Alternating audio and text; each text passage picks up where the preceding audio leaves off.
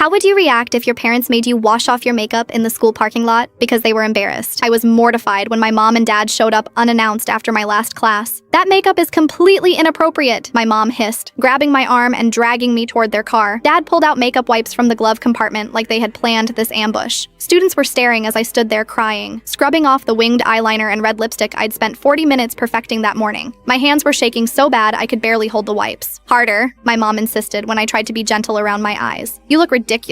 What were you thinking? What was I thinking? I was thinking I finally felt pretty for once. I was thinking about how, for the first time, I felt confident walking into AP Chem. I was thinking about how Mrs. Bennett, my usually stern math teacher, had actually smiled and said, "You look nice today," but none of that mattered now. Not with mascara streaming down my cheeks and the careful contour I'd applied, turning into muddy streaks. My dad stood awkwardly to the side, clearly uncomfortable, but not uncomfortable enough to stop this humiliation. "We didn't raise you to present yourself like this," Mom continued, her voice carrying across the parking lot. "What will people think of our family?" I looked up at her through my tears. "What about what people think of me right now? Do you even care?" She scoffed. "This is exactly why you need guidance. You're too young to understand." I thought about all the times I'd hidden in my bedroom to practice makeup, watching tutorials with the volume turned low. How I'd carefully save my lunch money to buy drugstore lipsticks that I kept hidden in an old sock in my drawer. How I'd wake up 30 minutes early just to apply everything and then carefully remove it all before coming home. "Almost done?" Dad finally spoke up, checking his watch. "We have that dinner at Pastor Mike's at 6. Of course, this wasn't even about me. It was about their church friends seeing their daughter looking provocative. Heaven forbid I embarrass them in front of the congregation. A small crowd had gathered now. I heard whispers. Someone laughed. My sophomore year had been going so well, but now I'd be known forever as that girl who got her makeup forcibly removed by her psycho parents. That's when our principal, Ms. Rodriguez, walked over. "Is everything all right here?" she asked, looking concerned. My mom immediately straightened up. "We're just helping our daughter fix a mistake. She looks like she's auditioning for the circus." Ms. Rodriguez looked at my tear-streaked face, then directly at my mom. "Jessica, isn't it? We went to high school together." My mom froze. "I remember when your parents did the exact same thing to you before prom. You cried in the bathroom for an hour while I helped you reapply everything." The world seemed to stop. My mom,